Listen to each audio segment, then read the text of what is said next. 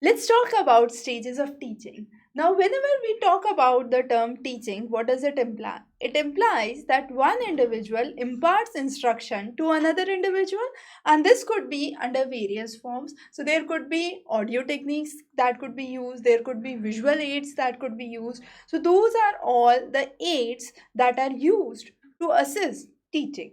Now, when we talk about teaching, there are three primary stages that we focus on. The first stage is the pre-active phase, which is considered as the stage where you start to plan. The second stage is an interactive stage where actual execution occurs.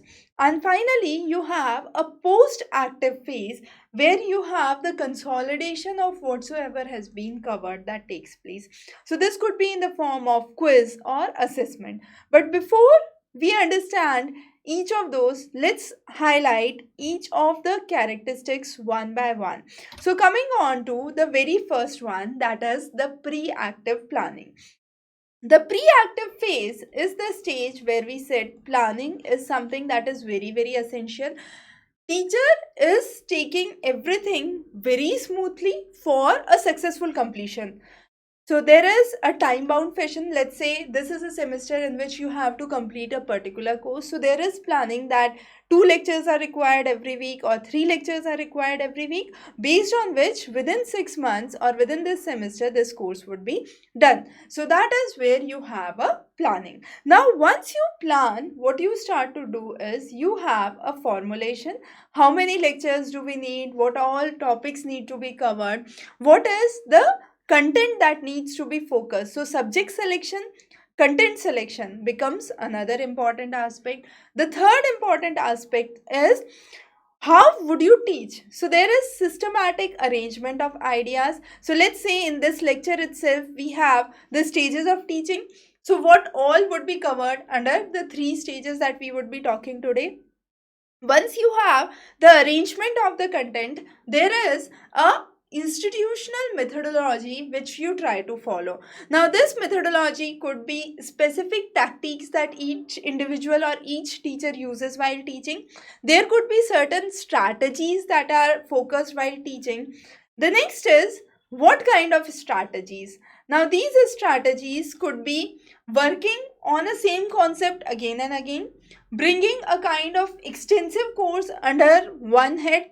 So there could be various strategies under which a subject or a topic could be familiarized to the students. The next is where to teach.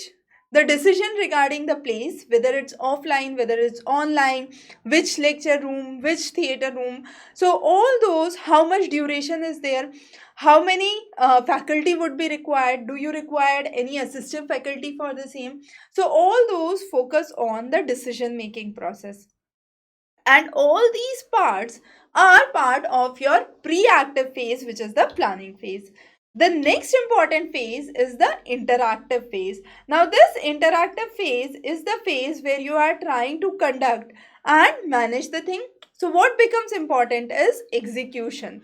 So here you simply have the execution of the concepts that is taking place.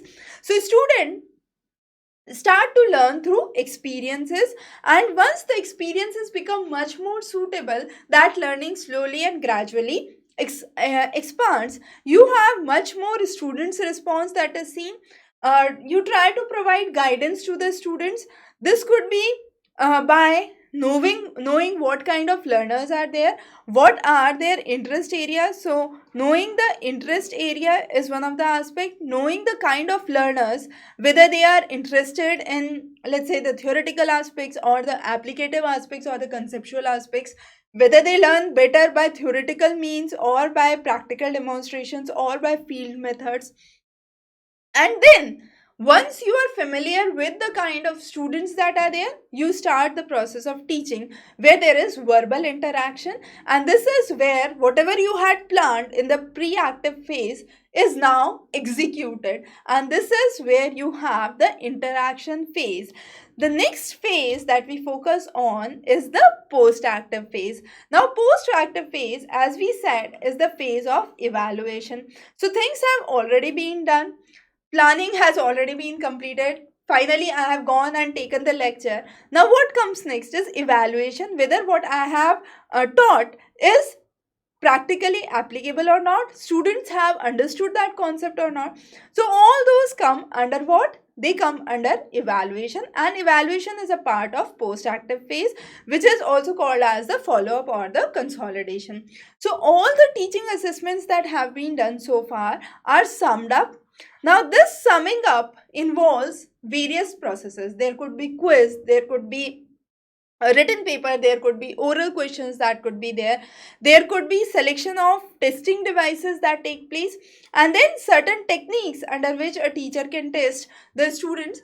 And there can be again an interesting aspect where there is changing of the strategies of teaching. So let's say today I teach in a certain fashion, might be in the next lecture when I'm teaching I might focus on some other factor, and when I am coming up to the evaluation part, my evaluation could be totally different. So let's say for this test there is a MCQ paper, for next set there is a long answer paper, for further third set I don't give anything, but I might ask you to do a case study, for a fourth set there could be a demonstration that you would have to do based on what you have been explained. So there is a changing strategies for testing. So how we test, how we evaluate changes. It could be verbal, it could be written, it could be objective, it could be subjective, and a lot more variations that could be created. So these are the three stages that are very, very important, which when we come on to the concepts of teaching. And here is where you have one of the short questions from your teaching aptitude.